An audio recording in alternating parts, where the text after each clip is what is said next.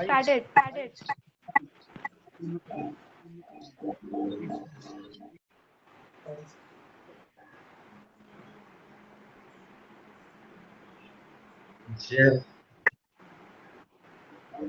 श्रीराम समर्थ. जयाचा जनी जन्म नामार्थ झाला,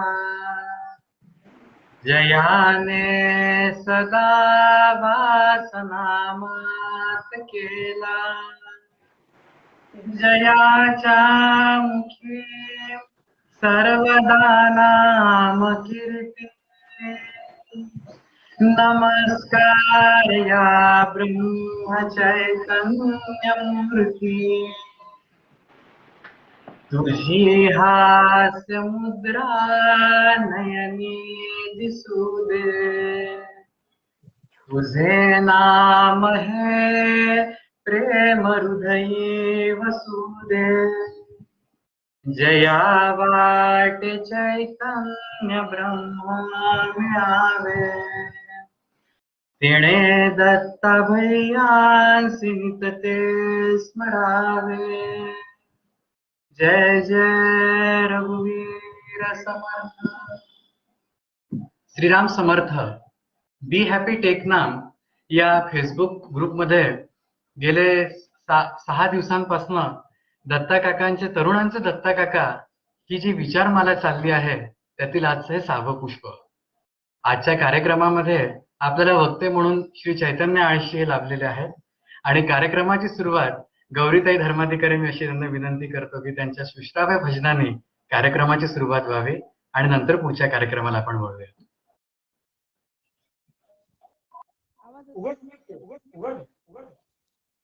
आवाज येतोय का? थोडं मोठ्याने घे. आता येतोय ना?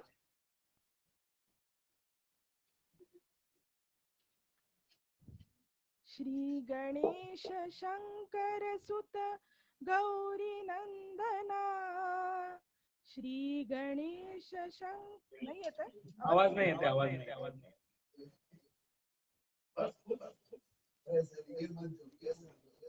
आता येतोय का?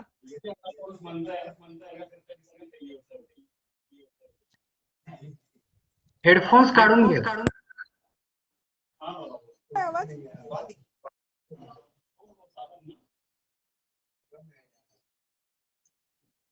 श्री गणेश शंकर सुत गौरी नंदना, श्री गणेश शंकर सुत गौरी नंदना. आम्हा तू यश द्यावे, आम्हा तू यश द्यावे हीच प्रार्थना. श्री गणेश शंकर सुत गौरी नंदना, श्री गणेश शंकर सुत गौरी नंदना. आम्हा तू यश द्यावे, आम्हा तू यश द्यावे हीच प्रार्थना. श्री गणेश शंकर सुत. दुर्वांपुरवाहुनिया आज तुझ प्रती, दुर्वांपुरवाहुनिया आज तुझ प्रती. मोदक दशशतक. नाही येत काहीच आवाज येत नाही. एक मिनिट काय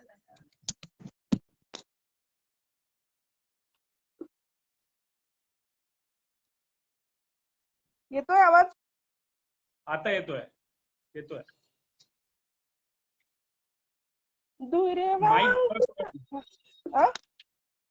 माईक जवळ पकडून बघ.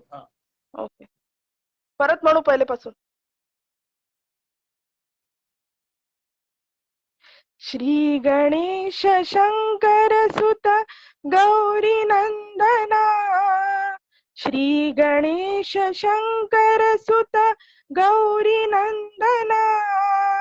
आम्हा तू यश द्यावे, आम्हा तू यश द्यावे हीच प्रार्थना. श्री गणेश शंकर सुत गौरी नंदना श्री गणेश शंकर सुत दुर्वांकुर वाहुनिया आज तुझ प्रती दुर्वांकुर वाहुनिया आज तुझ प्रती मोदक दशशतक आठ प्रेम अर्पिती स्वीकारी सत्वर तू प्रेम वंदना स्वीकारी सत्वर तू प्रेम वंदना आम्हा तू यश द्यावे आम्हा तू यश द्यावे हीच प्रार्थना श्री गणेश शंकर सुत गौरी नंदना श्री गणेश शंकर सुत भक्तांच्या प्रेमाने उदर तव भरे भक्तांच्या प्रेमाने उदर तव भरे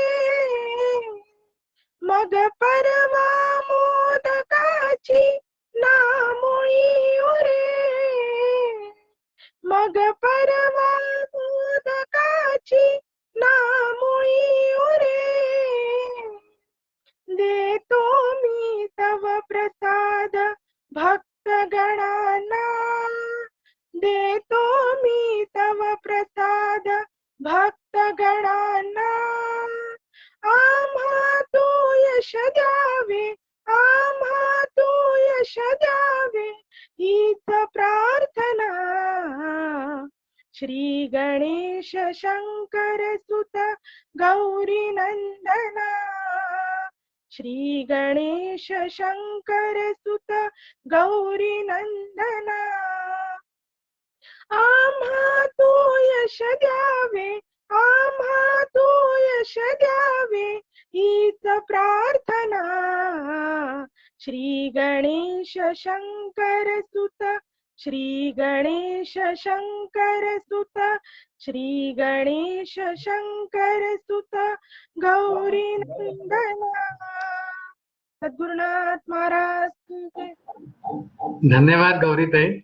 या सुश्राव्य गणेश वंदनेपासून आपण आजच्या कार्यक्रमाची सुरुवात करूया. आजच्या कार्यक्रमाचे पहिले वक्ते आहेत ते चैतन्य सुनील आळशी. चैतन्याचा लौकिक परिचय द्यायचा म्हणजे तर त्यांनी MSc स्टॅटिस्टिक केला आहे, नंतर पोस्ट ग्रॅज्युएशन डिप्लोमा त्याचा ऍक्च्युअल सायन्स मध्ये त्यांनी केला आहे, लॉ ग्रॅज्युएट पण आहे तो, आणि त्यासोबत मिठीबाई कॉलेजमध्ये तो असिस्टंट प्रोफेसर म्हणून सध्या कार्यरत आहे मुंबईला.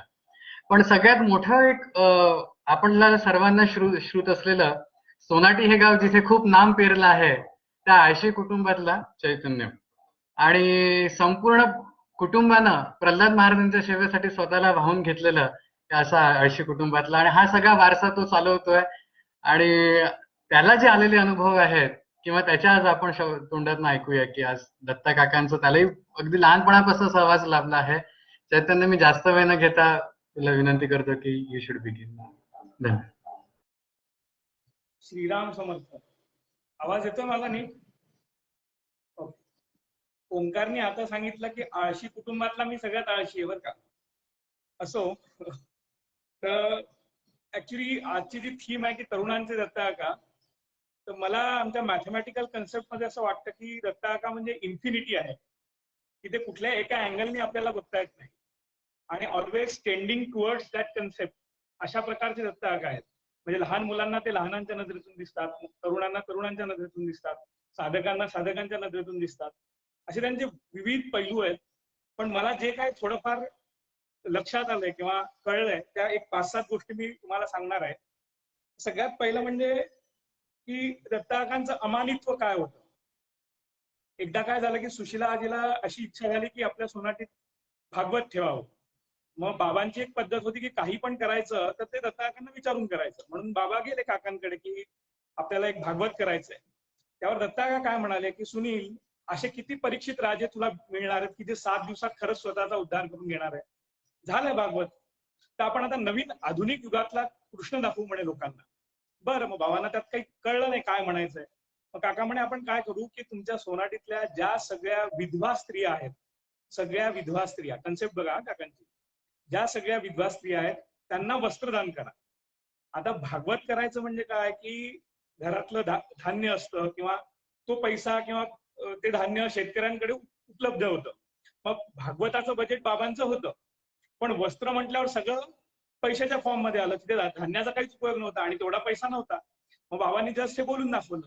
मग दत्ता काका त्याच्यावर म्हणाले की तुम्ही याची काहीच काळजी करू नका, मी बापूला सांगतो, वणीच्या बापूला सांगतो. मग बापू काका आले. मग सोनाटीतल्या बायांनी सगळ्यांच्या त्या लिस्ट केल्या, सगळ्या विधवा स्त्रिया. याच्या मागचं लॉजिक बघा की विधवा स्त्रीला कोणीही सन्मान देत नसतं. म्हणजे कुठलंही हळदी कुंकाचं असेल किंवा कुठलंही हे असेल तर त्यांना तसा सन्मान नसतो. म्हणजे त्यांच्यासाठी कुठला असा इव्हेंट नसतो. एक समाजाने थोडं बाजूला, आणि त्यात खेड्यातल्या स्त्रिया बरं का, त्यात अजूनच बाजूला पडलेल्या असतात. मग काकांनी सांगितलं की तुम्ही हे करा.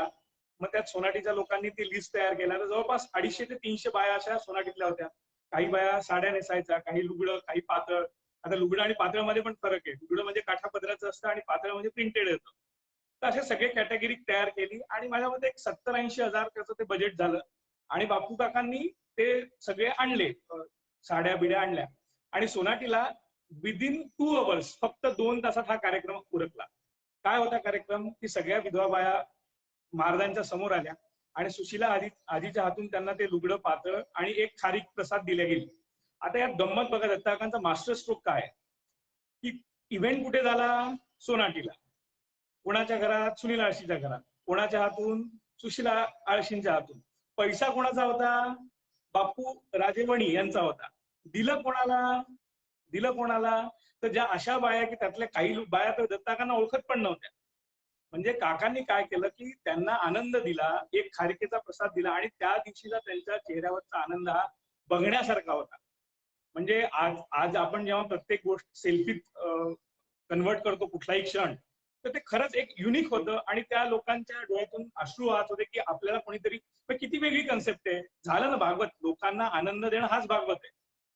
काकांनी एका याच्यातून हे केलं. मग आमच्या मनात असाच प्रश्न आला की बाबा बापू काकांना एवढा खर्च का करायला लावला, याच्यातनं आउटपुट काय, बापू काकांना काय आउटपुट काय? पण त्याच्यावर तेव्हा आम्हाला काही उत्तर मिळालं नाही. अर्थात माणसाच्या मनात काकांनी सांगितल्यावर प्रत्येक वेळा विकल्प येत असतात की अरे हे का सांगितलं, अरे हे असं का झालं. पण त्याचा उलगडा नंतर होतो. मग त्याच्यानंतर बऱ्याच वर्षांनी बापू काकांचा खूप मोठा ऍक्सिडेंट झाला.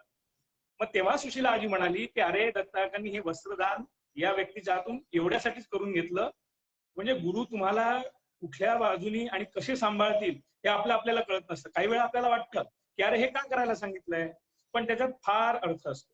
तर हे अमानित्व आहे की काही करा. बरं, काका त्या इव्हेंटला आले नव्हते. गंमत म्हणजे काय, काका त्या इव्हेंटला आले नाही. तिथं कुठलंही बाकी, फक्त आयडिया दिली आणि तुम्ही एक्झिक्यूट करा म्हणा. हे अमानित्व की कुठलाही मान मला घ्यायचा नाहीये, फक्त एक सत्कर्म करायचं.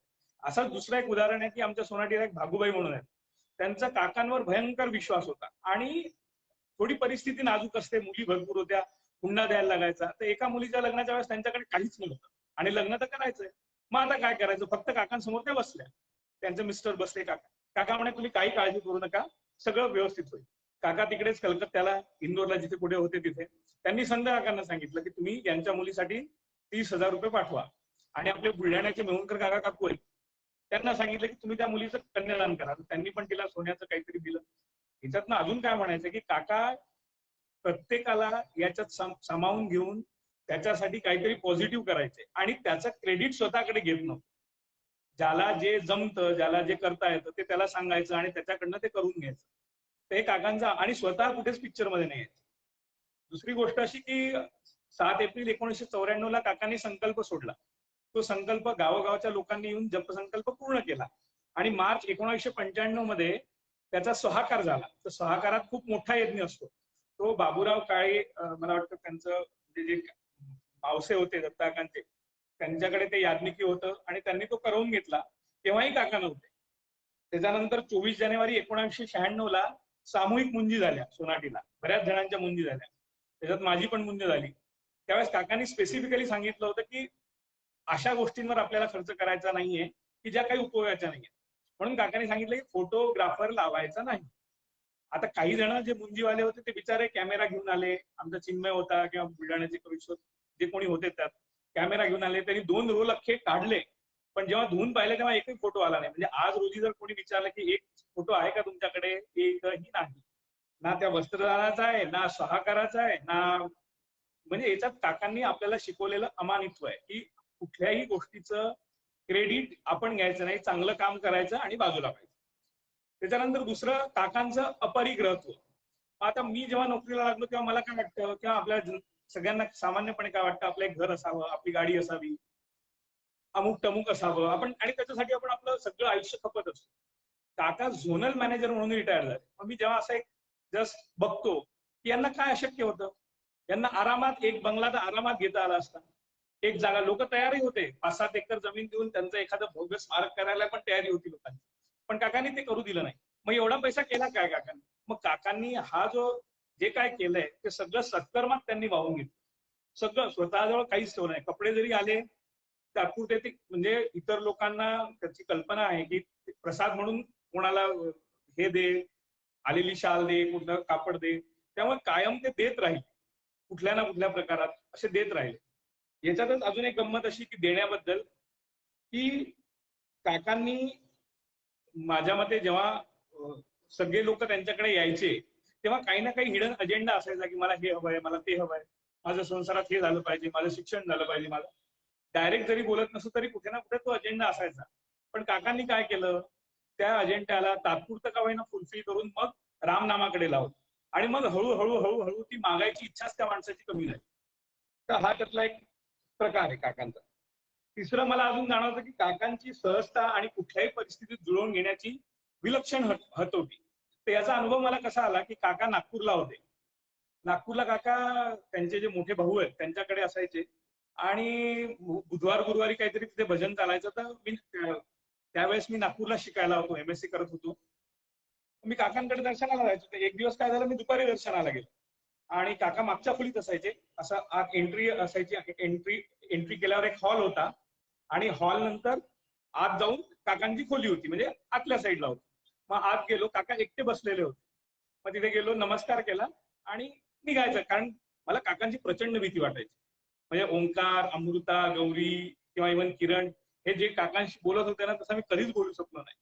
पण मी कायम त्यांच्या रेंजमध्ये राहिलो, आउट ऑफ कव्हरेज एरिया गेलो नाही आणि कधी त्यांच्याशी गप्पा मारू शकलो नाही किंवा त्यांच्या समोरही बसलो नाही, पण रेंजमध्ये होतो. आणि ते काकांनी नोटीस केलं होतं की हा बोलत जरी नाही तरी असतो आजूबाजूला, आणि याची त्यांनी मला पावती पण दिली. मग मी जेव्हा गेलो, नमस्कार केलो आणि निघायला लागलो, तर काका म्हणे बस बस बस.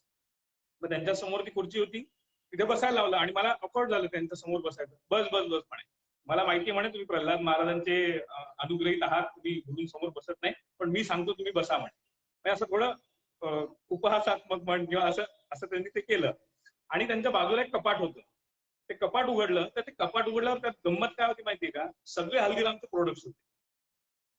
म्हणजे असे वेगवेगळे हल्दीरामचे प्रोडक्ट्स ठेवलेले होते आणि त्याचे पॅकेट्स होते. काकांनी हात घातला आणि एक पॅकेट काढलं आणि लिटरली मला असे ओंजळ करायला लागले अशी.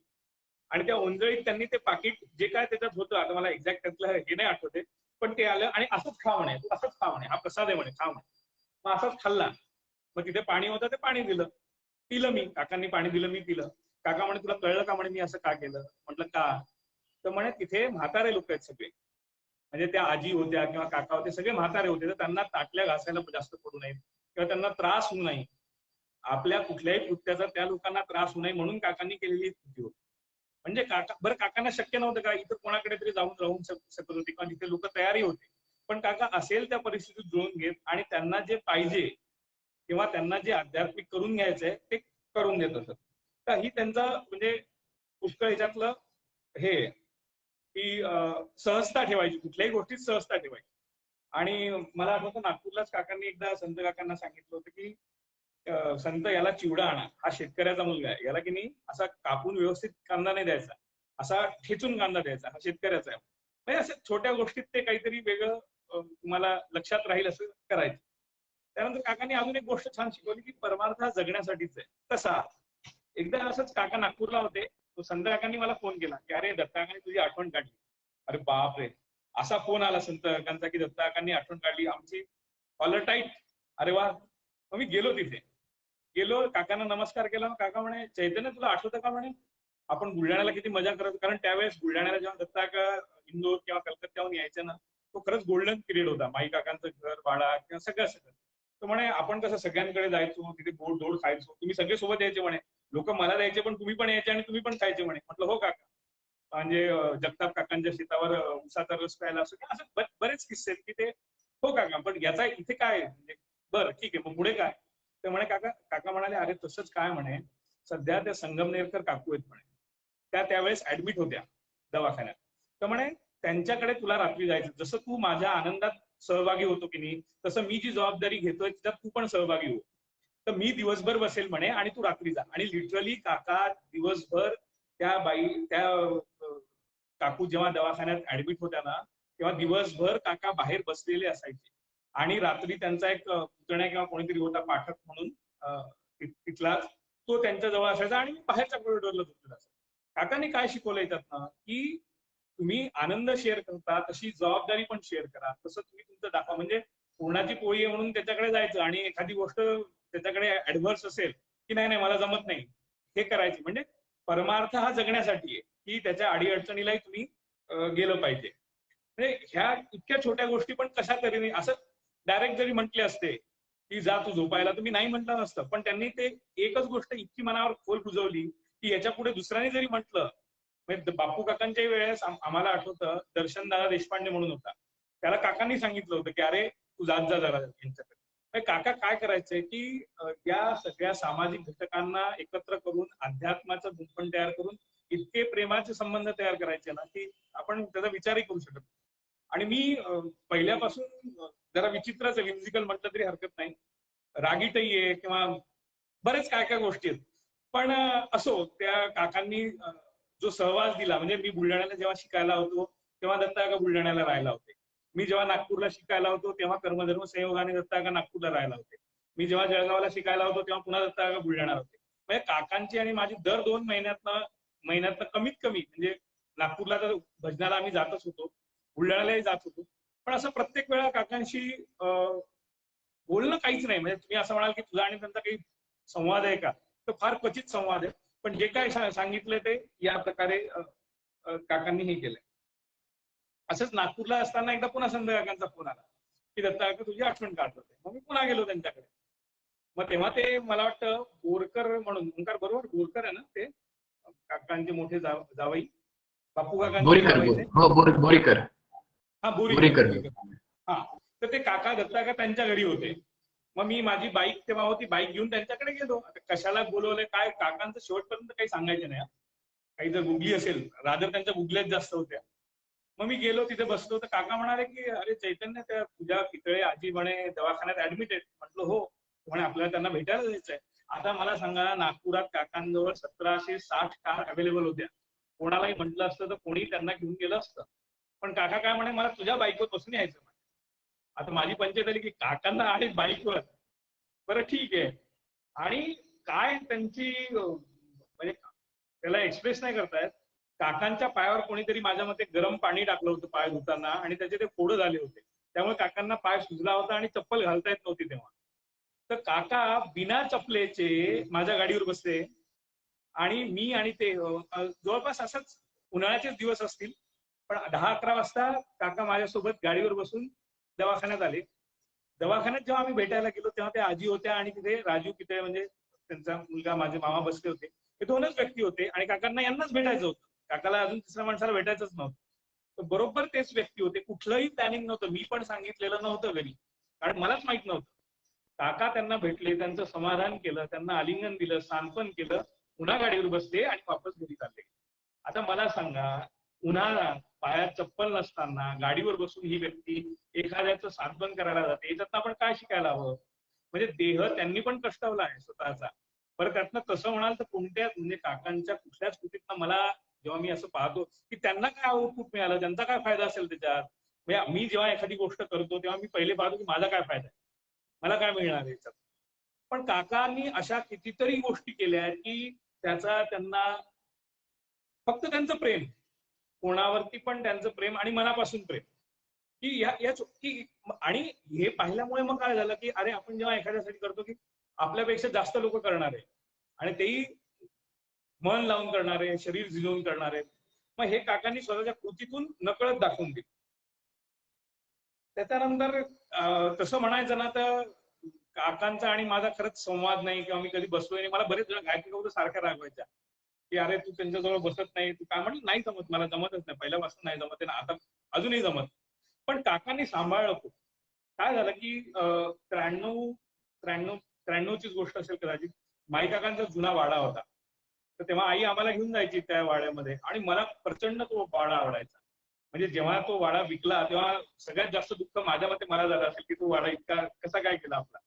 तर त्यांच्याकडे एक खुर्ची होती जुन्या काळाची आणि ती खुर्ची कशी होती की त्याला समोर दोन असे बाजूनी ओपन होऊन पाय लांब ठेवून बसता येईल अशी ती खुर्ची होती. मग मी बसलो त्या खुर्चीत खेळायचो आणि दत्ता काका तिथून बाजूनी जात होते. मग आई आली, ते म्हणजे लहान मुलांमुळे आई वडील असं एम्बॅरेसमेंट फील करतात ना, तसं फील झालं की हा पोरगा कसा बसतोय. दत्ता काका की मला तिथून उठवायला लागेल. तर काका म्हणे अगं राहू दे, काही होत नाही म्हणे, त्याला बसू दे, या खुर्चीत बसेल तर त्याला वकिलीचं ज्ञान येईल. हे ते तिथे सहज बोलून गेले आणि ते कोणाच्याच नंतर लक्षात नाही. माझं शिक्षण नंतर वेगळं झालं, हे झालं, पण कधीतरी एक अशी हे उठली डोक्यात की हे करायचंय आणि ते झालं. हा पहिला किस्सा. दुसरा किस्सा असा की 10वी झाल्यानंतर मला कॉमर्स घ्यायचं होतं, कारण माझा अभ्यास रामालाच माहिती, काकांनाच माहिती. तर काकांनी काय सांगितलं म्हणे सायन्स घ्यायचं म्हणे.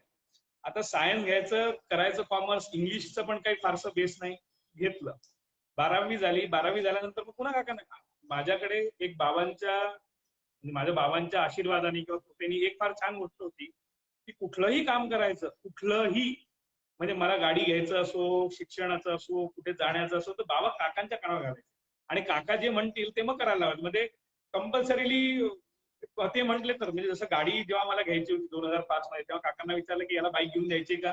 काका म्हणाले जरूर घेऊन. मग असा हा प्रकार सगळा सुरू होता. तर 12वी झाल्यानंतर मग आता काय करायचं पुढे. काका म्हणे तू बीएससी ऍग्री कर. म्हटलं ठीक आहे. मग बापू काकाच मला घेऊन गेले होते पुण्याला आणि तिथे आम्ही ते राऊंड केले आयसीआरचे आणि ऍडमिशन मिळाली नाही, पट्ट्याबोळ झाला. मग ऑप्शन काय, मग बुलढाण्याला राहता आणि बीएससी मॅथमॅटिक्स कर. मग आता याच्यात गंमत पुन्हा पहा, डायरेक्ट जर त्यांनी म्हटलं असतं की बुलढाण्याला बीएससी कर तर कदाचित माझी मानसिक तयारी नसती झाली. पण जेव्हा त्यांनी मला माझी अवकात म्हणून दाखवली की बाळा तुला मी पुण्याला पाठवतोय पण तुला ऍडमिशन मिळत नाही आता चुपचाप, मग त्या समाधानाने मी तिथे 3 वर्ष राहिलो. मग ती ग्रॅज्युएशन झालं, सगळं झालं. त्याच्यानंतर पोस्ट ग्रॅज्युएशनसाठी जायचं. मग पोस्ट ग्रॅज्युएशनला नागपूरला जायचं होतं. नागपूरला 2च ऑप्शन होते, आयदर मॅथमॅटिक्स किंवा स्टॅटिस्टिक्स. आणि मॅथमॅटिक्स मी जेव्हा गेलो तेव्हा ऍडमिशन फुल झाल्या होत्या, तर स्टॅटिस्टिक्स मध्येच फक्त होत्या. मग मी पुन्हा काकांना विचारायला गेलो. आता त्यावेळेस काकांची परिस्थिती अशी होती की त्यांना डोळ्याचा काहीतरी प्रॉब्लेम होता आणि त्यावेळेस ते संगमनेरकर काकांच्या घरी होते. म्हणजे मी जेव्हा काकांना पाहिलं ना तर मला फार मानसिक त्रास झाला की अरे बापरे काकांची काय अवस्था आहे, कारण ते काळा गॉगल लावायचे, अंधारात बसून राहायचे. आणि पण मी जेव्हा गेलो तेव्हा संगमनेर काकू मला म्हणाल्या की ते कोणालाच भेटत नाही म्हणे, अशा कोणालाच भेटत नाहीत म्हणे, पण मी जाऊन तुझा निरोप देते म्हणे की तू आलाय म्हणून. मग त्या काकू गेल्या. मग काकांनी मला आत बोलवलं, काय झालं ते. मग मी सांगितलं काका असं असं आहे, मॅथ्स घेऊ की स्टॅट्स घेऊ. तू स्टॅट्स घे म्हणे. आता गंमत बघा, ग्रॅज्युएशनला माझे सब्जेक्ट होते मॅथमॅटिक्स, फिजिक्स आणि केमिस्ट्री. त्याच्यात स्टॅटिस्टिक्स ग्रॅज्युएशनला सब्जेक्टच नव्हता. आणि पोस्ट ग्रॅज्युएशन आता स्टॅटिक, कारण मॅथमॅटिक्सची ब्रँच येते नो डाऊट, पण बेसिकच नव्हतं त्याचं. पण काका म्हणतात ते करा करा, करून घेतलं. मग तिथे झाली ऍडमिशन, सगळं झालं. त्याच्यानंतर जेव्हा मला जॉबची हे आली तर टीचिंग फील्डमध्ये गेलो मी. पहिले कॉर्पोरेटमध्ये पण 6-8 महिने काम केलं, पण माझी सगळी प्रवृत्ती, मी तुम्हाला म्हटलं की जरा वेगळं आहे सगळं काम. तिथे कॉर्पोरेटमध्ये माझा काही निभाव लागणार नव्हता, मग त्याच टीचिंग बरं आहे आपलं, पैसाही मिळतो, सुट्ट्याही मिळतात, म्हणून त्याच्यात गेलो. तर जेव्हा त्याच्यात गेलो तर ती माझी अपॉइंटमेंट आहे 10 जुलै 2013ची. आता इतका कोइन्सिडन्स असू शकत नाही कोणाच्याच आयुष्यात की 10 जुलैच कशी काय अपॉइंटमेंट डेट इथे, मागे पुढे नाही होऊ शकत, 4, 2, 3, 4 काही असेल. हा एक पहिला त्यांचा संकेत. आणि दुसरा संकेत असा मिळाला की जेव्हा मी इंटरव्ह्यूला गेलो तेव्हा मी एकटा माणूस होता त्या पोस्टसाठी, स्टॅटिस्टिक्ससाठी. अख्ख्या मुंबईत कोणीही स्टॅटिस्टिक्सचा सब्जेक्ट शिकवणारा माणूस नव्हता आणि त्याच्यामुळे मला ती नोकरी मिळाली. कदाचित अजून 2-4 कॉम्पिटिटर असते तर मला सोनाटीला चंबू गव्हाळ घरून वापस यायचं काम होतं. मग काकांना किती कळायचं किंवा काय सांगायचं की अशा अर्थाने त्यांनी हे केलं. मग एकदा हा गमतीचा भाग आहे. काही अजून एकदा काय नागपूरला काकांनी मला असंच बोलवलं आणि काका म्हणाले की चैतन्य तुला गर्लफ्रेंड आहे का. आता काका विचारत होते आणि मी थोडा ऑर्थोडॉक्स आहे. बरेच काय काय प्रश्न आहेत की मग काका असं म्हणतात की अरे, आणि खरंच नव्हती तोपर्यंत गर्लफ्रेंड काय असते हा तसा कन्सेप्ट माहित नव्हता. कारण सोनाटीला आम्ही मुली वेगळ्या बसायच्या, मुलं वेगळे बसायचे, मुली मुलांशी बोला. इव्हन बुलढाण्याला सुद्धा कॉलेजमध्ये मुलींशी बोलणं हा कन्सेप्ट मला नव्हता अजूनही. म्हणजे हे मग काका मग असं काय म्हणतात ते काका, पण तेव्हा काही नव्हतं. पण पुढे काय झालं, तसा योग आला. मग तसा योग आल्यानंतर मला हे समजलं की काकांनी आपली आधी बेल वाजवून ठेवलेली आहे आणि आपण त्यांना कमिट तिथे काय केलंय की नाही. त्यामुळे जेव्हा तो योग आला तेव्हा मी न्यूट्रल राहिलो, शांत राहिलो. मला त्या गोष्टीचा फार आनंदही झाला नाही किंवा दुःखही झालं नाही. मग त्याच्यानंतर काय झालं, माझा एक भाऊ आहे अमोल कुलकर्णी म्हणून, पुण्याला असतो. तर तो आणि मी गोंदावल्याला खूप जायचो, कारण दत्ता काका उत्सवात जायचे. म्हणजे आमचं गोंदावल्याला जाण्याचं अट्रॅक्शन तेवढंच होतं की दत्ता काका गोंदावल्याला आहेत का, चला आता आपण गोंदावल्याला जाऊ. मग गेलो नमस्कार करतो तर नाही, काय म्हणतात माझ्याकडे पाहून, काही माझं दुसरं काहीच शब्द नाही. त्यांनी अक्षरशः उडवली माझी, उडवली. काय लग्नाचे विचार कशासाठी आहेत, लग्न काय करायचं नाही म्हणे, आपलं आपलं काम करायचं, या रस्त्याने जायचं नाहीये. त्यांनी असं म्हटल्यावर, आणि लिटरली असे 8-10 जण समोर बसले असते, तुम्ही विचार करा उडवण्याची पद्धत. काकांनी जेव्हा, आणि मग कोणाची हिंमत होईल काही वेगळ्या गोष्टी करायच्या. म्हणजे त्या गोष्टीतनं पण काकांनी असं सांभाळलं आणि सगळं व्यवस्थित सुरळीत चालू ठेवलं. त्याच्यानंतर एकदा MSc ला असताना एक प्रोजेक्ट कॉम्पिटिशन होती. ISPS नावाची society, Indian society for probability and statistics म्हणून. वेळ झाला की मला सांगा, कारण चालू राहिलं तर उगीच चालू राहील.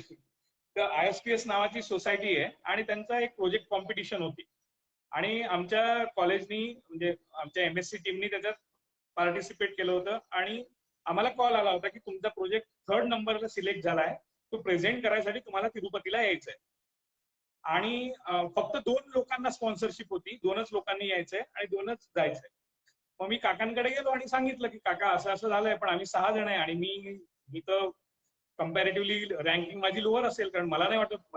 म्हणे तू काळजी करू नको, तू एक काम कर, एक पत्र लिही म्हणे काकांना, सॉरी तुझ्या HODना, की माझी इच्छा आहे काय असेल ते व्हावं. आणि काका म्हणे रायटिंग मध्ये दे. आता हे मी पत्र दिलं, काकांनी सांगितलं, काकांनी जसं सांगितलं तसं मी ते पत्र लिहिलं आणि माझ्या HODला फॉरवर्ड केलं. आता रायटिंग मध्ये लेटर गेल्यामुळे त्या HODला काय पंचायत झाली की आता त्याला त्या 6 जणांची काहीतरी टेस्ट लावावी लागणार होती. अदरवाईज जे 2 फेवरेबल होते त्यांना ते पाठवून देणार होते आणि त्यात माझा नंबर नक्कीच नव्हता.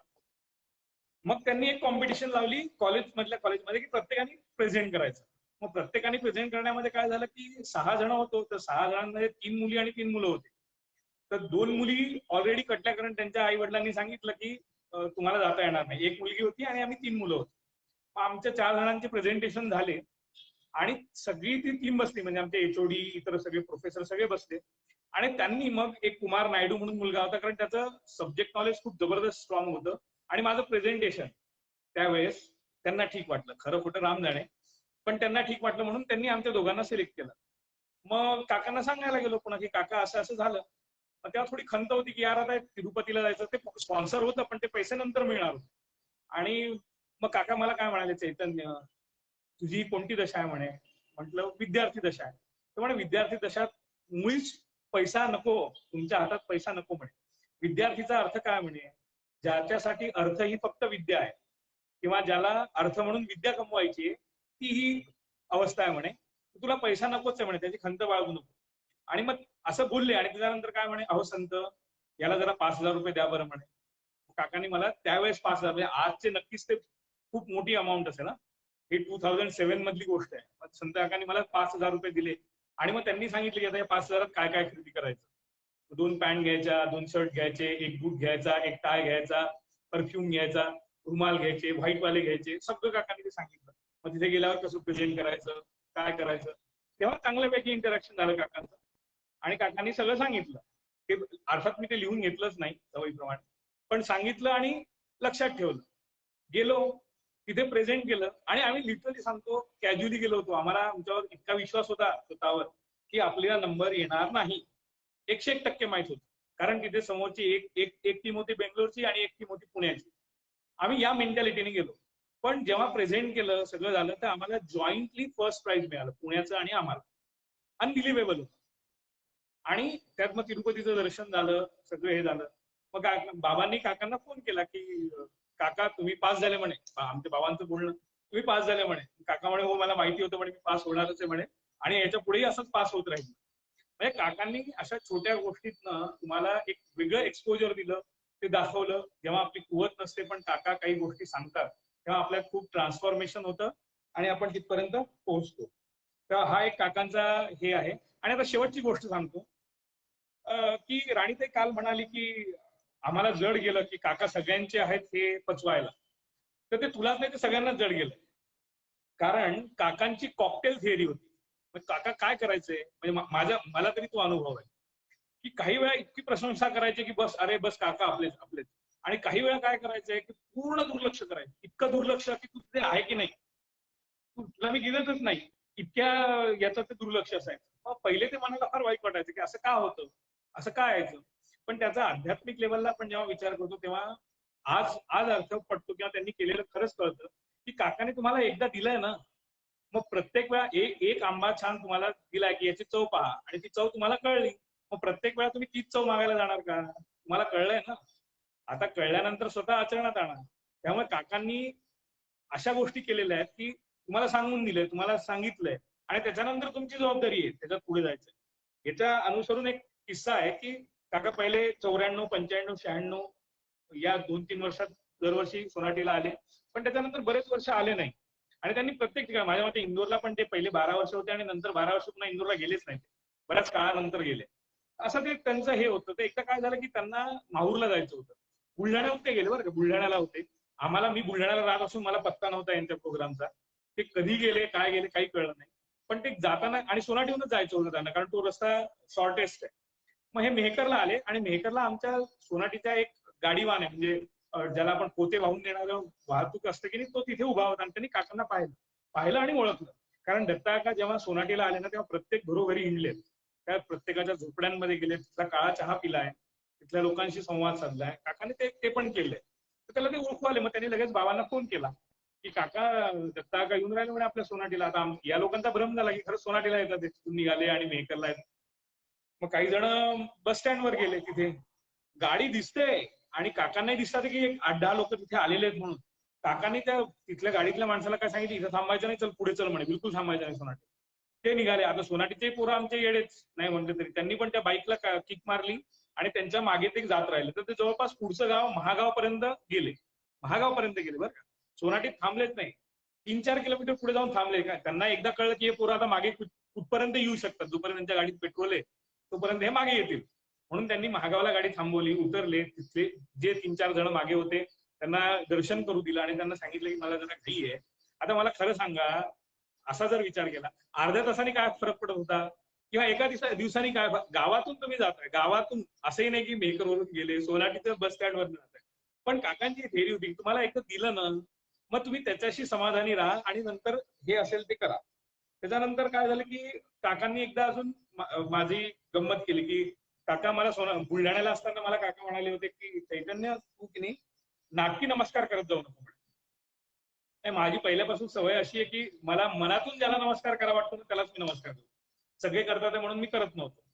मग पण बुलढाण्याला पद्धत होती की सगळे नमस्कार करायचे एकमेकांना आणि मग सगळ्यांनी केल्यावर आपल्यालाही करायला पाहिजे ना, कारण ते फार उद्धटपणा होतं.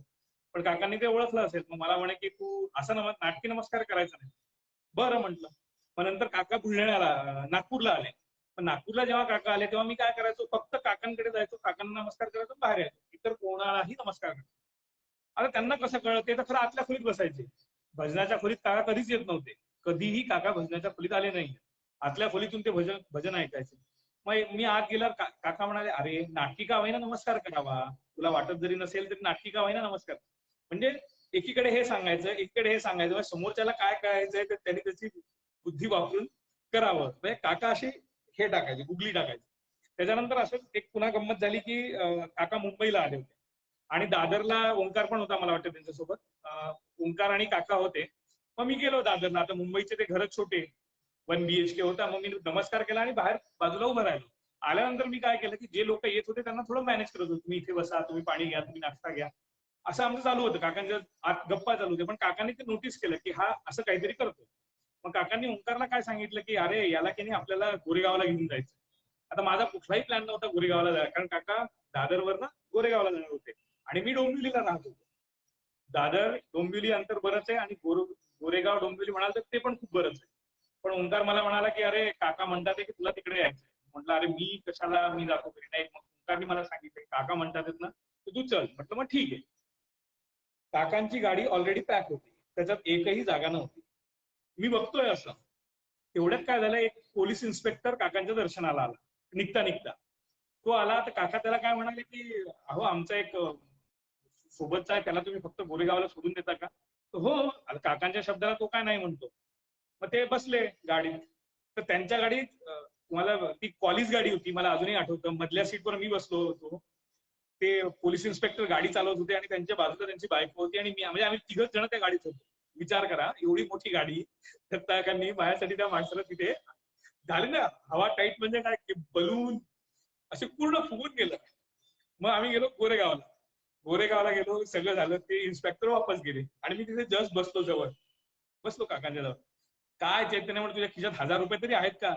त्या माणसाचं एवढं पेट्रोल गेलं, त्याला पैसे तर द्यायचे होते. हे किती जणांमध्ये बोलतात येते, किती जणांमध्ये, 8-10 जणांमध्ये. मग मला असं थोडं वाईट वाटलं की अरे तुम्हीच म्हणताय की या गाडीत बसून ये आणि तुम्हीच आता म्हणताय. याचं कारण असं होतं की त्यांना साक्षीत्व शिकवायचं, की कुठलीही चांगली गोष्ट जरी मनात झाली तरी त्याचा आनंद होऊ देऊ नका आणि दुःख झालं तर त्याचं वाईट वाटू देऊ. तुमचं मन इतकं कणखर आणि स्ट्रॉंग असलं पाहिजे ना की कुठलाही आघात हा सहज. आणि काका मला म्हणायचे सारखे, चैतन्य तुला डिप्रेशन आलं नाही पाहिजे, तुला डिप्रेशन आलं नाही पाहिजे. आणि एकदा त्यांनी मला माळ पण दिली होती हातात की तू एक पूर्ण माळ कर. आणि खरंच मग तेव्हापासून म्हणजे त्याचा कदाचित मी गैरफायदा घेत असेल. डिप्रेशन येत नाही, जास्तच कॅज्युअली घेतल्या जातात गोष्टी आयुष्यातल्या, कितीही भयंकर असल्या. पण लोकांना वाटतं की अरे हे काय आहे, पण आपल्याला वाटतं ठीक आहे हे चालणारच आहे, हे होणारच आहे. पण तो कणखरपणा येतो. तर तो कॉकटेल थिअरी आहे काकांची आणि ती मला फार लाभी ठरली आहे. कारण आता कोणी चांगलं म्हटलं ना तरी फारसं त्याचं काही वाटत नाही आणि वाईट म्हटलं तर त्याच्यावरही काही वाटत नाही. आपल्याला जे प्रामाणिकपणे करायचं आहे ते करत राहा, गोष्ट संपते. मला वाटतं अजून बऱ्याच गोष्टीत पण वेळ पण बघायला हवा. तर मी इथे थांबतो. आणि हा स्पेशली मला एक फक्त उल्लेख करायचा आहे की काकांचे जे माणसं आहेत ना ते एक एक हिरा आहे त्यांनी जो निवडलेला आहे. म्हणजे माई काका मी बुलढाण्याला जेव्हा पाहिलं ना, आम्ही सगळे त्यांच्या घरी जायचो. सतत हसरा चेहरा, आनंदी चेहरा. कधीच त्यांच्या चेहऱ्यावर अशी एक पण रेष बघितली नाही की त्यांना टेन्शन आलंय. सगळ्यांशी कायम हसत असायचे.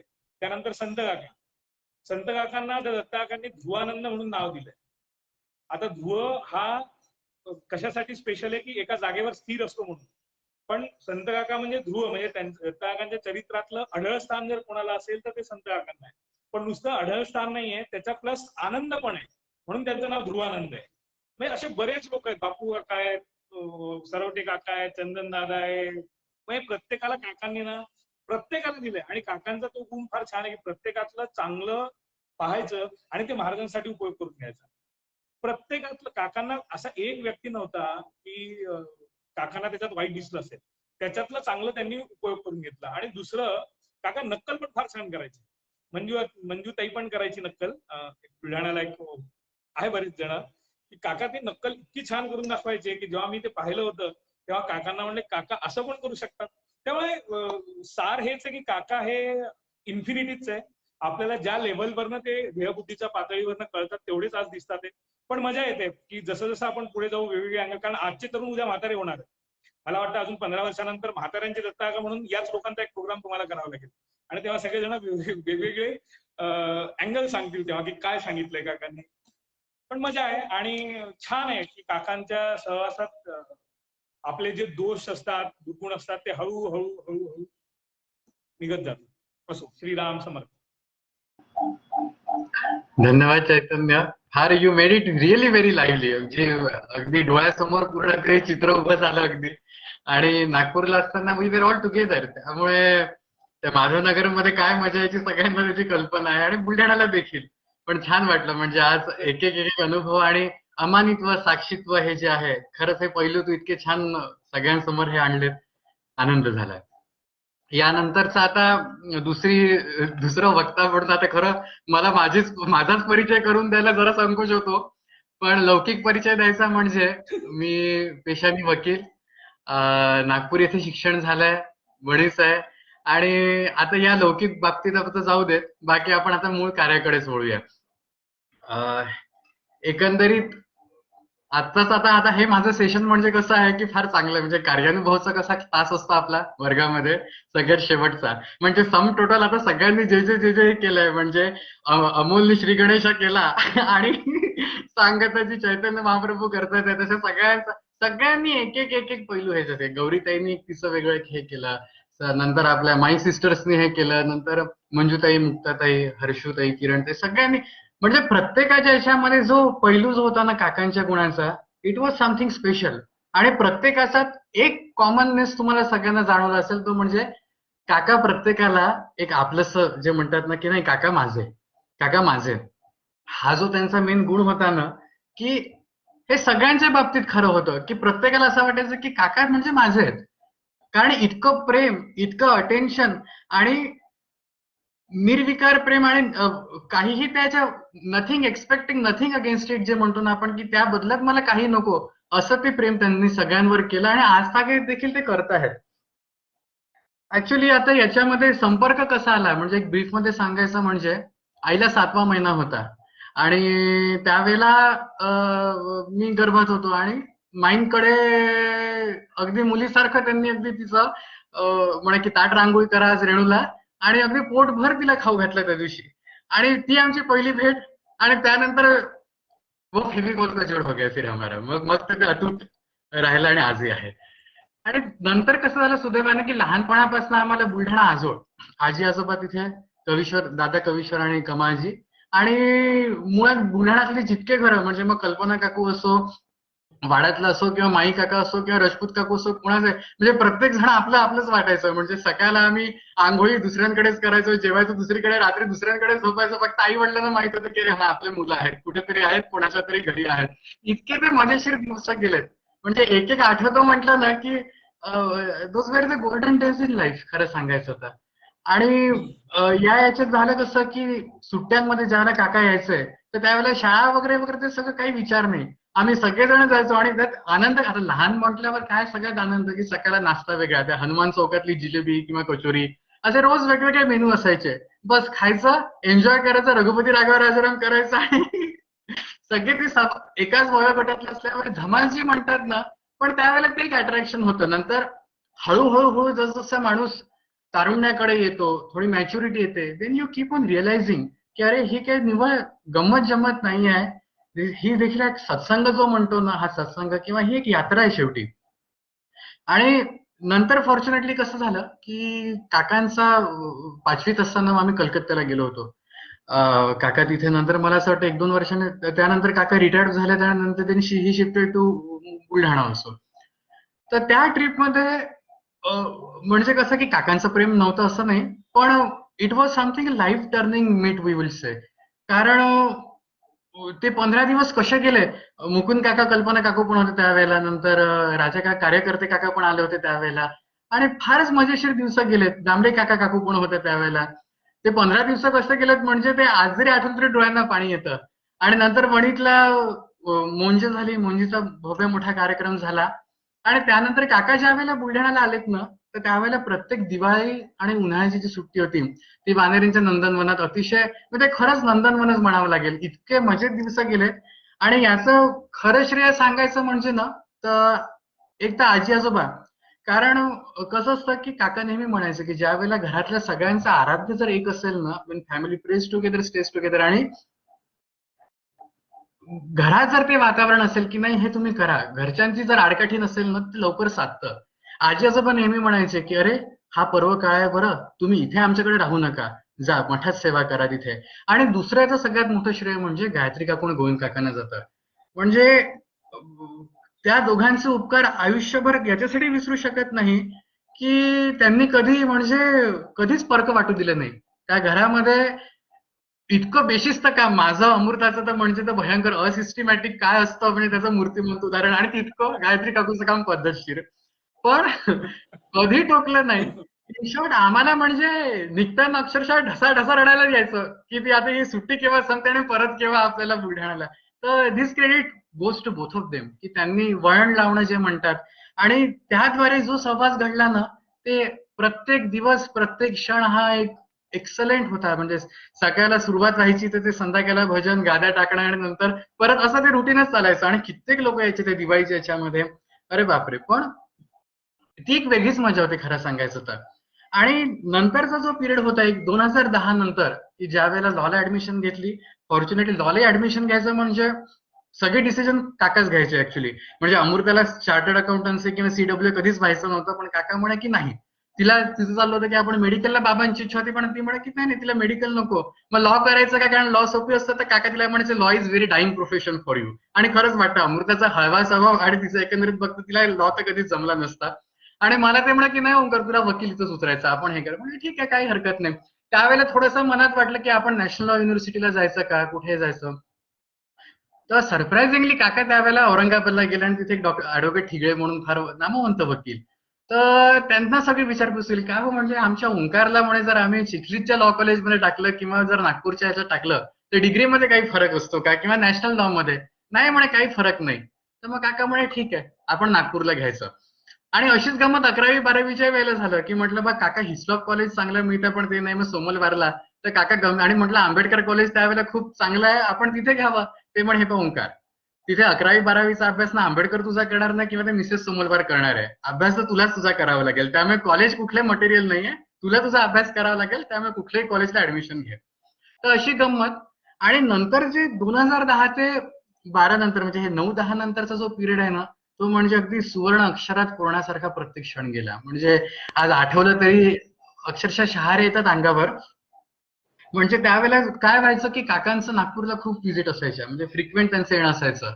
आणि आमच्या लॉ कॉलेजमध्ये कसं की मला मुळात आवड होती लॉ याच्यामध्ये, आणि जरा काय मुळात बोलका स्वभाव आणि अवांतर गोष्टींमध्ये जरा जास्त आवड असल्यामुळे तिथल्या ऍक्टिव्ह राजकारणामध्ये वगैरे जरा जास्त गुंतला गेलो. आणि त्यात आमचं कॉलेज म्हणजे मायनॉरिटी कॉलेज होतं. तर गंमत म्हणजे कसं झालंय त्या ह्याच्यात की थोडंसं कुठेतरी ती एक डिस्पॅरिटी गॅप जी म्हणतात ना लेक्चरर्स आणि माझ्यामध्ये होती. तर काका म्हणे की, आणि काकांना कसं असं इतकी मजा यायची हो, म्हणजे की पहिला दिवस जो होता तर Omkar what time you are leaving, म्हटलं आता बस 10:30 निघतो, okay get yourself ready. आणि झाल्यावर यायचं म्हणे मला की I need to see how you are dress up today. म्हटलं बरं ठीक आहे काही हरकत नाही. आणि प्रत्येक गोष्ट ते हे करायचे एक एक एक एक. आणि संध्याकाळला गेल्यानंतर हाऊ वॉज युअर डे, म्हटलं काय नाही मजेत. मग आज काय झालं, मग प्रत्येक दिवसाचा वृत्तांत द्यायचा. आणि त्यानंतर मग ते काय करायचे की लॉचे जसे एक एक सब्जेक्ट घ्यायचे आणि ते शिकवायचे, की मग आज आपण कॉन्ट्रॅक्ट घेऊ, मग आज आपण पॉलिटिकल सायन्स घेऊ. कारण मला बीएचे पण सगळे सब्जेक्ट होते ते 5 वर्षाचे आणि लॉचे पण होते. तसं रोज वेगवेगळे वेगवेगळे हे करायचे. आणि त्यानंतर मग सेशन्स पण व्हायचे. मग काही कधी अध्यात्माच्या गोष्टी असायच्या आणि बाकी वेळेला अभ्यासाचं. असं एकंदरीत ते चालायचं पूर्ण. तर त्यामध्ये काय झालं की त्यांनी म्हणे ओंकार तू आता एक काम कर, टीचर्स डेला you should know this book diplomacy. म्हटलं म्हणजे काय करायचं तुम्ही सांगा. Irrespective of religion, irrespective of ideology आणि इरेस्पेक्टिव्ह ऑफ ओपिनियन, तू म्हणे हे पुस्तक सगळ्यांना गिफ्ट कर तुझ्या टीचर्स लोकांना. आणि अतिशय काय लिहायचं म्हणे, with gratitude and regards advocate Omkar Deshpande. आता ऍडव्होकेट त्यावेळेला काही नव्हतं, ओंकार देशपांडे असं लिहून दे म्हणे तू. आणि ट्रस्ट मी तो प्रयोग केला. आणि त्यानंतर पूर्ण म्हणजे मग नंतरचं माझा लॉचं तर सगळ्यांना गमती माहित असतील की सेशन आमचं 4 महिन्याचं असायचं. 2 महिने 3 महिने मी काकांसोबत हिंडायचो आणि शेवटचा 1 महिना जायचा, पण 100 पैकी 100 इंटरनल्स मध्ये मार्क मिळून जायचे. हा जो म्हणतात ना की प्रत्येक गोष्टी म्हणजे प्रोफेशनल अभ्यास कसा करायचा असो किंवा या म्हणजे समोरच्या व्यक्तीला ते नेहमी म्हणायचं की तुम्हाला हेरता आलं पाहिजे की व्हॉट ही एक्झॅक्टली वॉन्ट्स.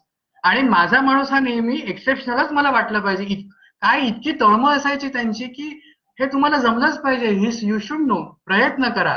आणि कदाचित गौरीताई सहमत असेल, कारण तिने बुलढाण्यात असताना ती असायची, मी अमृता.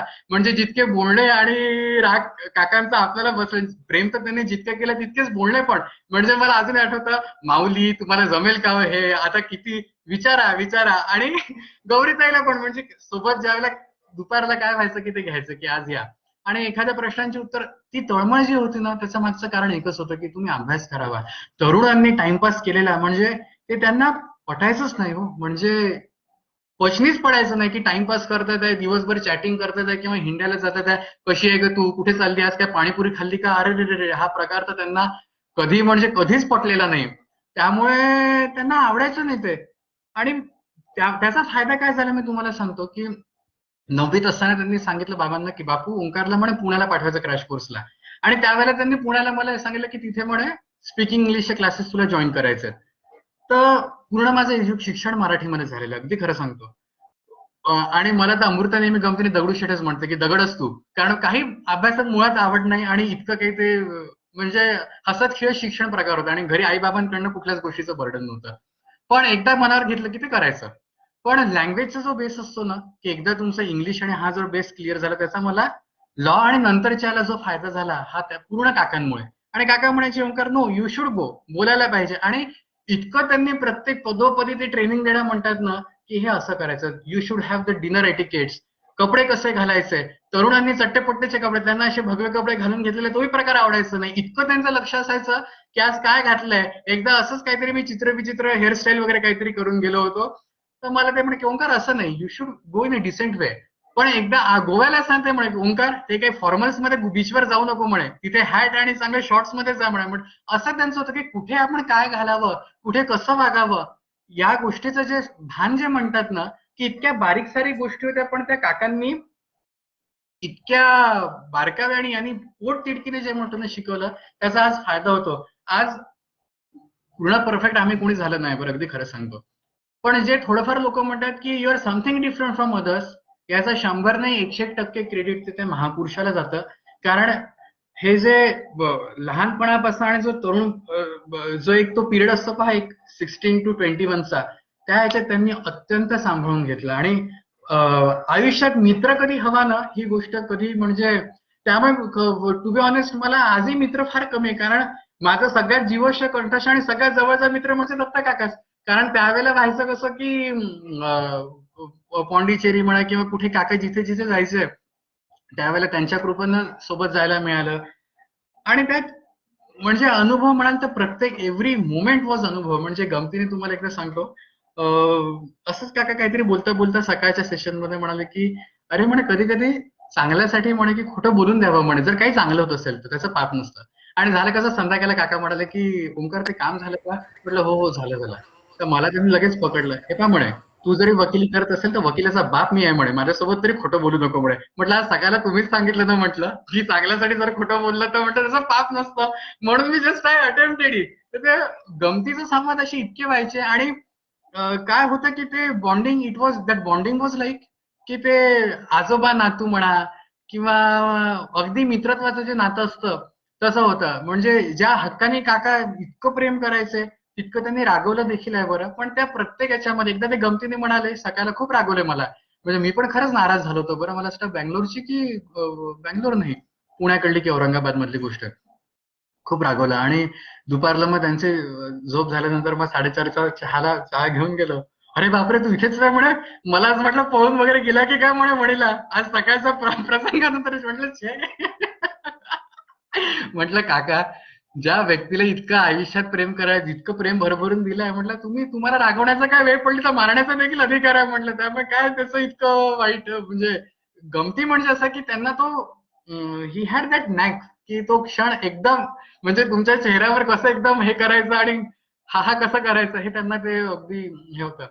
आणि प्रत्येक गोष्ट आठवते हो. म्हणजे काय ना की म्हणजे हार्डली एक दिवस असं जात नसेल की ज्या वेळेला आठवण त्यांची येत नाही. म्हणजे साध्या रेल्वे स्टेशनला कधी गेला आणि कटलेट जर दिसले तरी त्यांची आठवण येते. कारण जो कुठला प्रवास असायचा ना त्या प्रत्येक वेळेला मुळात ना काय की म्हणजे कधी कधी त्या गोष्टीचं वाईटही वाटतं की आपण अरे इतका. आणि काका म्हणायचे की ही यात्रा आहे म्हणून, Omkar this is not a joy ride, हे काय आपण सहल म्हणून जात नाही, ही प्रत्येक गोष्ट यात्रा आहे. आणि त्याचा अनुभव खरंच येतो की प्रत्येक अनुभव जो त्यांनी सांगितला आणि प्रत्येकाचे जे आपल्याला अनुभव आले की हे फार फार मोठं म्हणजे अगाध कार्य होतं की जे आपण फक्त काका किंवा आजोबा किंवा अगदी मित्रत्वाच्या नात्याने बघितलं. पण प्रत्येक त्यांनी गंमत केलेल्या प्रत्येक शब्दामध्ये देखील ना काहीतरी एक मर्म दडलेलं असायचं. आणि त्यांचं एक हे असायचं की हा मनुष्य जन्म आपल्याला एकदाच मिळाला आहे, याचं सार्थक करून घ्या. आणि मनाची विशालता जी म्हणतात ना की म्हणजे हे अगदी कॅन्डिडली ऍक्सेप्ट करावं, तर हे इतकं त्यांच्यासोबत राहून देखील आज देखील आपल्याला जमलं नाही. म्हणजे त्याची खंत वाटते की प्रत्येक जण त्यांच्याकडे सर्वतोपरी नानाविध प्रकारचे प्रत्येक लोक यायचे. प्रत्येकाचे, आणि एकदा त्यांना बोलून दाखवलं होतं, म्हटलं तुमच्या सोबत रोज जे वावरतात लोक, प्रत्येकाचे स्वभाव तुम्हाला माहिती आहे, प्रत्येकाचं प्रापंचातलं वागणं किंवा त्यांच्या नातेवाईकांमधलं वागणं देखील तुम्हाला माहिती आहे, पण तुमचं म्हटलं प्रत्येकाच्या, तुम्ही हवाई यू एंटरटेन हिम, जर तुम्हाला सगळ्या गोष्टी दिसतात तर त्यावर ते नेहमी गमती जमतीने, आणि यावर काय व्हायचं की आमचं बरेच असं डिस्कशन व्हायचं की काका हे असं का तसं का, तर ते नेहमी म्हणायचं रे हाच तर फरक तुमच्यामध्ये आणि सत्पुरुषांमध्ये असतो. कारण संतांना ती अपेक्षा असते की अरे हा आज सुधरेल, उद्या सुधरेल, कधीतरी सुधरेल, म्हणून प्रत्येक गोष्ट जी पोटात घेणं जे म्हणतात ना, हे त्यांच्या मनाची विशालता होती. कित्येक लोक म्हणजे आपल्या प्रत्येक पर्सनल गोष्टी शेअर करायच्या त्यांना, कारण प्रत्येकाला विश्वास होता की अरे या कानानं इकडच्या कानाला देखील ही बात जाणार नाही, इतका तो विश्वास जे म्हणतात. आणि प्रत्येकामध्ये किती दुर्गुण होते हो, म्हणजे माझ्यात तर इतके भरभरून दुर्गुण, तरी जे चैतन्य म्हणाला किंवा सगळेजण जे आज म्हणजे या 6 दिवसात प्रत्येकाचा की कोणामध्ये कुठला गुण आहे आणि तो कसा घ्यायचा आणि त्याचा महाराजांच्या कार्याकरिता कसा वापर करायचा, हे त्यांना अतिशय चांगलं एक ते जमलं होतं. आणि याचे पदोपदी खरं सांगायचं ना, तो अनुभव येतो की, आणि हे कुठेतरी असं वाटतं की नाही हे आपण जमून घ्यायला हवं, तरच खऱ्या अर्थानं आपण त्यांचे म्हणून उतराई एक कुठेतरी, म्हणजे कसं आहे की शेवटी त्यांनी सांगितलेलं आज ते आपण फॉलो करणं हेच खरंच त्यांच्यासारखं त्यांचं होण्यासारखं आहे.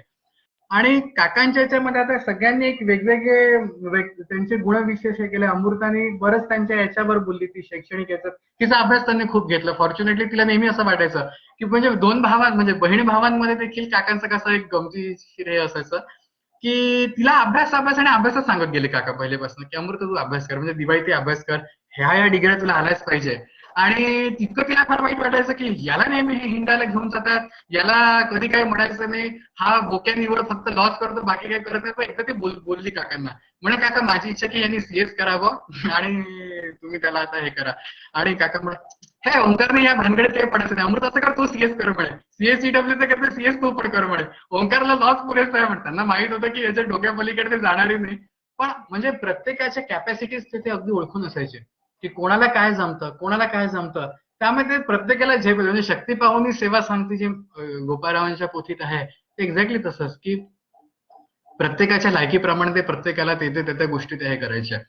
आणि म्हणजे काकांसोबत जो एकंदरीत सहवास झाला, जो परमार्थ घडला, त्या प्रत्येक याच्यामध्ये प्रत्येक अनुभव जो आपण बघितला ना, की प्रत्येक याच्यामध्ये आपण जर बघितलं तेच म्हणजे ज्या गोष्टी महाराजांच्या चरित्रामध्ये रिपीट झाल्या त्या अगदी डिक्टो तशाच्या तशा व्हाव्यात, आणि हे होऊन देखील, हे जाणून देखील पुढे त्याची वाच्यता करायची नाही, हे त्यांचा मोठेपणा होता की नाही म्हणजे स्वतःकडे क्रेडिट घेणं असो किंवा मी एखादी गोष्ट केली, म्हणजे कित्येक ठिकाणी डोनेशन, म्हणजे तुमच्या मला असं वाटतं एडेड शाळेत देखील काकांनी मला असं वाटतं बेस्ट इयरली अॅन्युअल एक डिपॉझिट हे केले होते, बरेच ठिकाणी म्हणजे डोनेशन्स किती द्यायचे काका, पण कुठे त्यांनी कधीच त्या गोष्टीचं हे ब्रही काढला नाही की अरे हे मी केलं, हे मी केलं. मी पण जे आपण म्हणतो ना की सगळ्यात असावा पण सगळ्यात अलिप्त असावा जो प्रकार म्हणतात, हा असे एक त्यांचे गुण मी म्हणेल की आत्मसात करण्यासारखे आहे. आणि इतके दुर्गुणांनी सगळे भरलेले लोक असायचे, पण त्या सगळ्यांना त्यांनी इतक्या प्रेमाने जवळ केलं की त्यामुळे काका प्रत्येकाला हवेसे वाटतात. बाकी याच्यामध्ये एक अजून कसं ते शब्दाला जागायचं की नागपूरला मी आणि अमृता आम्ही कात्रे हाऊसला राहायचो. काका म्हणाले अमृता पहिले 2 वर्ष इथे राहिली, गोळ्यांकडे पीजीला राहिली, आणि नंतर म्हणे का ओंकार येतो, तुम्ही दोघं जण कात्र्यांकडे राहा. तर कात्र्यांकडे राहिल्यानंतर असंच एकदा गमतीने काका म्हणाले की मी म्हणे तुमच्याकडे नक्की येईल म्हणे एकदा राहायला. आता काकांचं साहजिक आहे, बापू काका तिथे असायचे, इकडे येण्याचा तसा काहीही संबंध नव्हता. एकदा असं झालं की काका सकाळला बुलढाण्याला पोहोचले आणि संध्याकाळला काहीतरी मला असं वाटतं मंदा काकू गेल्यात की देर वॉज सम इमर्जन्सी, आणि इमिजिएट काका सकाळला पोहोचले आणि संध्याकाळला बाबांसोबत दुपारला तसेच बुलढाण्यावरनं निघाले. आणि सरप्राईज म्हणजे संध्याकाळला काका दरवाजा उघडतो तर काका घरी, म्हणजे ते आमच्या बॅचलर हाऊसला अमृत आणि मी आम्ही जिथे राहायचो. आणि काका छान रात्रभर राहिले आणि नंतर म्हणाले आठवलं ना म्हणे प्रॉमिस दिलं होतं मी नक्की येईल बा म्हणून. असं ते म्हणजे प्रत्येक हट्ट जे म्हणतात किंवा लाड जे म्हणतात ना, ते इतके त्यांनी केले की एक एक अनुभव सांगावा तितका कमी आहे. आणि हे म्हणजे कसं की समुद्रातली 2 ओंजळ आपण काढल्यावर तर विशालता त्याची कमी होते का, तसं नाही. किती जरी एक एक सांगितलं ना, इतकं अथांग आहे की वेळ देखील पुरा पडेल. आणि म्हणजे शब्द तर अपुरेच आहे पण वेळ देखील अपुरा यायला. कधी कधी गमतीने मी आईला तेच म्हणतो की म्हणलं का आपण काकांनी इतकं आठवतो, तर काका गमतीने त्यांचे बरेच जण जितके म्हणजे जे जे ऐकत असतील काकांना काकांचे काही काही अगदी त्या ठरलेल्या नेहमी अगदी आवडीच्या गोष्टी होत्या. जसं त्या कोळी दक्षिणेश्वरला जाताना 11 डाकू, नंतर सुमा वशा कोकणातला. तर हे त्यांना जी सांगायची जी इतकी खूप अगदी डोळ्यासमोर ते चित्र असायचं की त्या 11 डाकू लागला दक्षिणेश्वरला जाताना आणि ती मुलगी म्हणते की मी तुमची मुलगी, आणि तो लगेच मग दुसऱ्या दिवशी तिला एस्कॉर्ट करून रामकृष्णांकडे घेऊन जातो.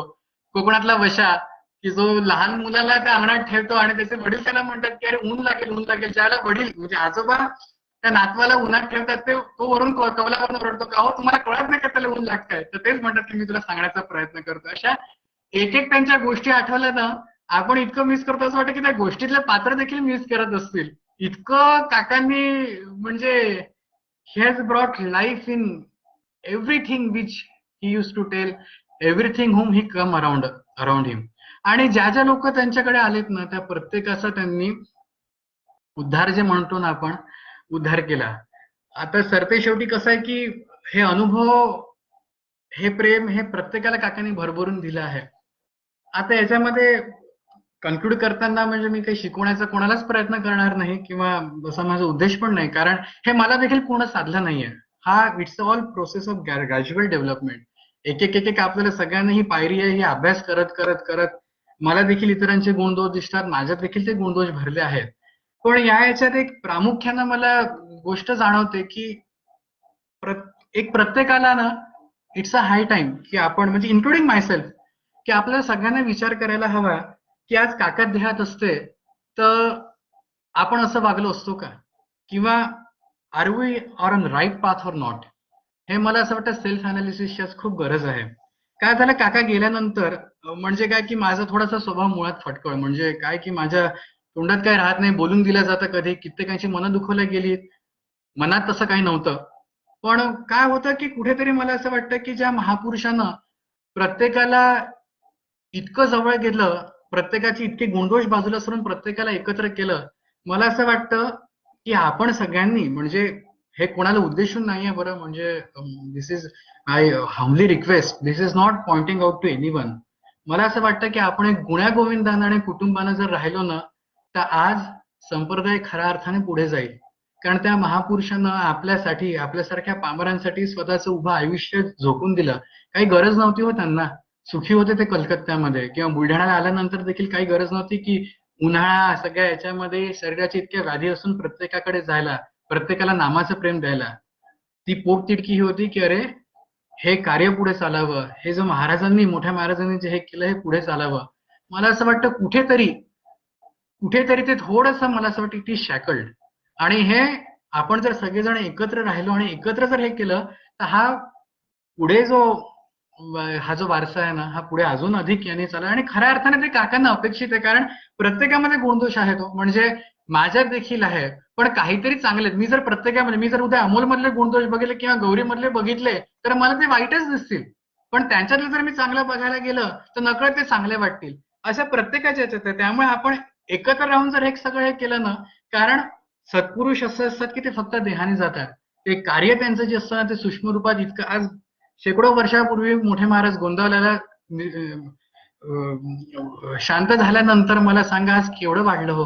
आज कुठून कुठून जगभरातनं लोक येतात. आज त्या महापुरुषाचं कार्य एवढं वाढलं की शक्ती काम करते. हे नंतर हे जे लोकांनी जे काम केलं ना हे सगळे हे महाराजांची इच्छा म्हणून ते सगळं हे असतं, पण it is all his power which works. म्हणजे ती शक्ती त्या सत्पुरुषांची काम करते. काका सूक्ष्म रूपाने आपल्यामध्येच आहे. आज असं आहे की ते चक्षु आपल्यामध्ये नाही की आपण त्यांना बघू शकत नाही, पण he is very much within us आणि त्याची प्रत्येकाला परिस्थिती येते याची मला बालंबाल खात्री पण आहे.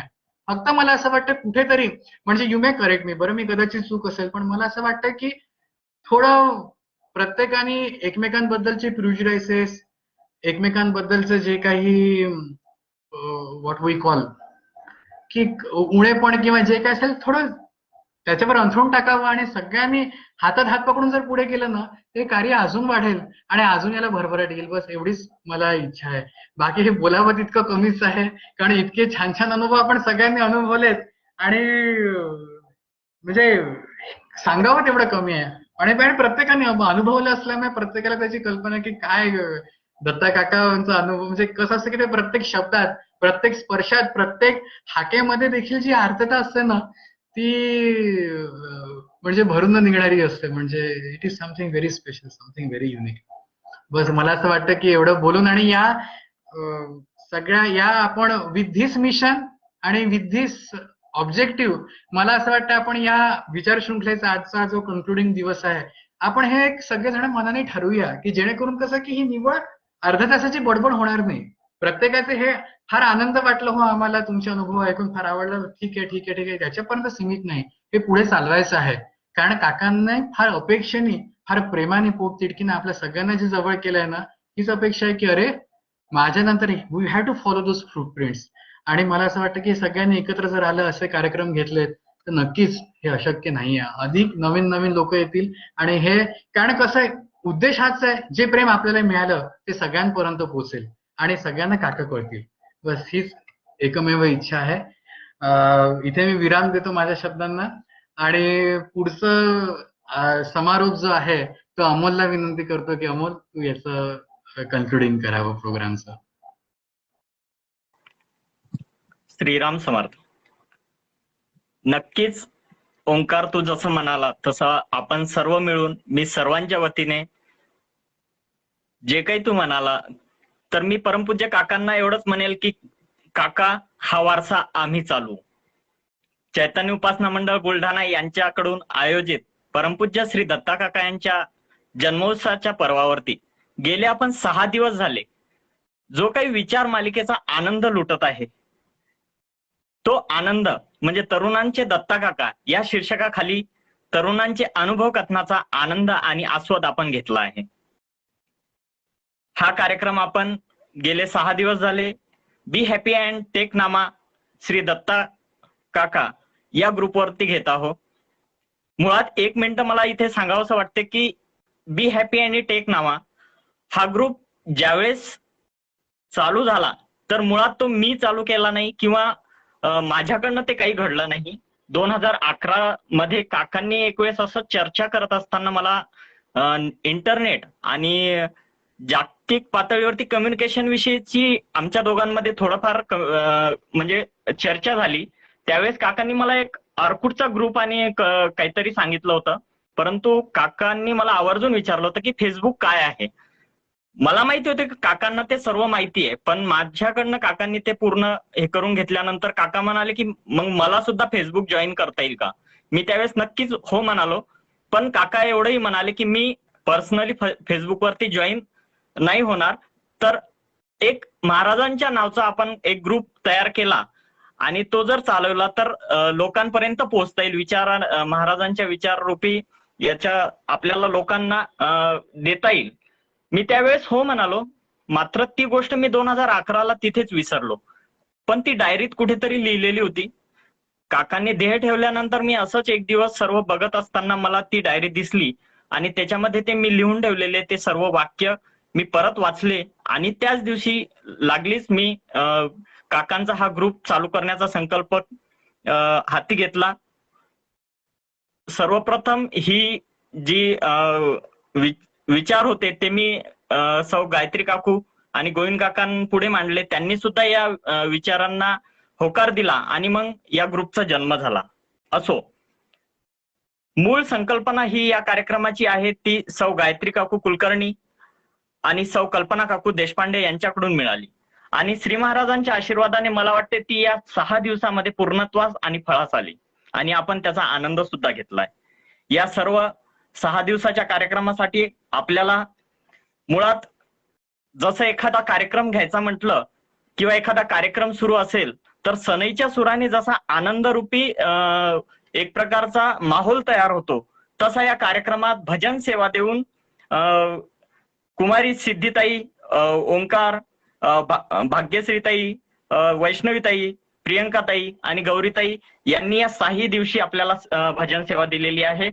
त्या भजन सेवा देणाऱ्या सर्वांचे मी आभार व्यक्त करतो. सगळ्यात महत्वाचं म्हणजे या 6 दिवसामध्ये आपल्याला जे वक्ते मिळाले त्यामध्ये किरण विणकर ताई ज्या आपल्याला बेंगलोरवरनं उपस्थित होत्या, त्यांनी आपल्याला जीवन जगण्याची त्रिसूत्र किरण दिली एक प्रकारची. त्यानंतर मंजू संत जोशी यवतमाळ आणि सौ मुक्ता संत उदोजी मुंबई या दोघी बहिणींनी मुळात संत काकांच्या ह्या दोन्ही मुली यांच्या कडनं आपल्याला आयुष्यात जगण्याचा शाश्वत मुक्त संचार कसा असतो तो शिकायला मिळाला. त्यानंतर अमृताताई देशपांडे असतील, गायत्री माई कुलकर्णी असतील, त्यांच्याकडनं मुळात प्रॅक्टिकल जीवनाचे अमृत म्हणजे काकांचे विचार ह्या गोष्टी आपल्याला शिकायला मिळाल्या. त्यानंतर गौरीताई कुलकर्णी धर्माधिकारी औरंगाबाद आणि प्रियंकाताई राजपूत यांच्याकडनं भाग्य गौरवाचे बाल जीवन पाहायला मिळाले. आणि बिपिन दादा कार्यकर्ते आणि अर्चनाताई म्हणजे आपल्या कंसातल्या राणीताई माई करमरकर यांच्याकडनं मुक्त संचार कसा असतो काकांसोबतचा तो शिकायला मिळाला. आणि आज चैतन्य दादा आळशी सोनाटकर, मला अभिमान आहे की आम्ही दोघेही एकाच गावचे आहे. आणि ऍडव्होकेट ओंकार देशपांडे ज्यांनी सूत्रसंचालन आणि आजचं प्रमुख वक्ते पद भूषवलं, त्यांच्याकडनं मुळातच आपल्याला चैतन्यमय जीवनाचे ओंकार रूपी कल्याणमय मार्ग आपल्याला शिकायला मिळाले. या सर्व वक्त्यांचे मी आयोजकांच्या वतीने आभार व्यक्त करतो. काका नेहमी म्हणायचे की एक व्यक्ती म्हणून जगण्यापेक्षा एक व्यक्तिमत्व म्हणून जगा, कारण व्यक्ती ही कधीतरी संपते पण व्यक्तिमत्व हे सदैव जिवंत राहते. आणि मला असं वाटते हे सर्व वक्ते म्हणजे एक व्यक्ती नव्हते तर काकांच्या विचारांचा खजिना घेऊन जगणारे वावरणारे व्यक्तिमत्वच होते. या सर्व वक्त्यांनी बहुमूल्य अशा अनुभवाचा वर्षाव गेल्या 6 दिवस आपल्यावरती केला. त्या सर्व वक्त्यांचे मी आयोजकांच्या वतीने आणि माझ्या वतीने आभार व्यक्त करतो. आपल्या परिवारामध्ये या कार्यक्रमानिमित्त सूत्रसंचालक जन्माला आले, गायक जन्माला आले, वक्ते जन्माला आले.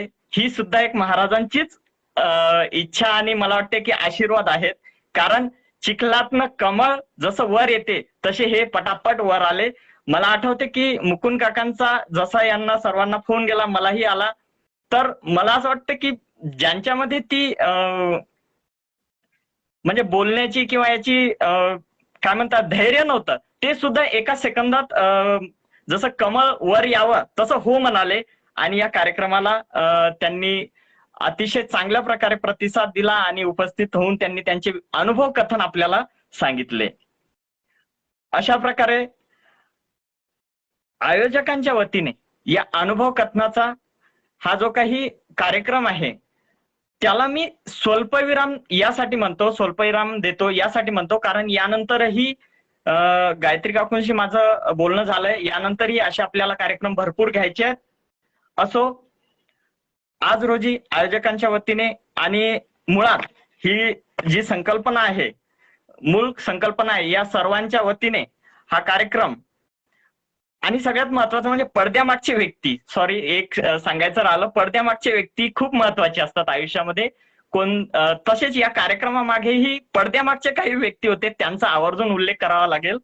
त्यामध्ये सदैव विचाररूपी आणि आशीर्वाद रूपी आपल्याला लाभलेले श्री गोविंद काका कुलकर्णी, श्री मुकुंद काका कुलकर्णी, राजेश दादा गावली, आनंद दादा साबदे, रामानंद दादा कविश्वर हे सतत आपल्याला पडद्यामागचे व्यक्ती म्हणून काम केलंय. मला माहितीये की ते स्क्रीन समोर कोणी आलं नाही, मात्र त्यांनी तेवढंच चांगलं आणि महत्वाचं कार्य सुद्धा केलेलं आहे. आणि केतकी साबदे आणि तिला टेक्निकल असिस्टंट म्हणून ज्यांनी काल सगळ्यात महत्वाची मोलाची जबाबदारी सांभाळली असे आमचे जयराज गावली यांनी आणि आदित्य साबदे यांनी सुद्धा आपल्याला कालच्या कार्यक्रमात जो टेक्निकल प्रॉब्लेम आला होता त्याच्यामध्ये मदत करून आणि टेक्निकल प्रॉब्लेम सॉल्व्ह करून कालचा कार्यक्रम यशस्वी केला. त्याबद्दल मी त्यांचे सुद्धा आभार मानतो. सगळ्यात महत्वाचं म्हणजे केतकी साबदे हिने सूत्रसंचालनाची पूर्ण बाजू सांभाळली आणि या कार्यक्रमाला एक प्रकारचं सर्व धुरा तिने सांभाळली. तसेच कल्याणी धांडे हिने सुद्धा सूत्रसंचालनाची बाजू सांभाळली. ओंकारने सुद्धा 2 दिवस सूत्रसंचालनाची बाजू सांभाळली. या सर्वांचे मी आयोजकांच्या वतीने आभार व्यक्त करतो आणि या 6 दिवसाच्या कार्यक्रमाला स्वल्पविराम देतो. मात्र उद्या 10 जुलै दत्तकाकांचा जन्म उत्सव दिवस आणि या 10 जुलैच्या निमित्ताने उद्याला आपल्याला 2 कार्यक्रम पाहायला मिळणार आहेत. ते म्हणजे सुखसंवाद उपासना परिवार पुणे आयोजित श्री दत्ता काकांचा सुखद आणि जीवनोपयोगी गोष्टी या विषयावर प्रमुख वक्त्या म्हणून आपल्याला भेटायला येणार आहेत सौ संजीवनीताई कशाळकर पुणे. यांची वेळ आहे जी आपल्या ग्रुपवरतीच आहे 4 ते 5:30 वाजेपर्यंत. आणि दुसरा कार्यक्रम आहे चैतन्य उपासना केंद्र बुलढाणा आयोजित परमपूज्य दत्ता काका जन्मोत्सव कीर्तन सेवा. सादर करतात मृण्मयीताई लांडगे अमरावती. यांची वेळ आहे संध्याकाळी 6:30 वाजता. तर या दोन्ही कार्यक्रमांचा आपल्याला उद्या आस्वाद घ्यायचा आहे आणि उद्या आपल्याला नक्कीच भेटायचं आहे. सर्व आपण भेटूयात. तेव्हा तोपर्यंत मी रजा घेतो. थँक्यू महाराज. जानकी जीवन स्मरण. जय जय राम.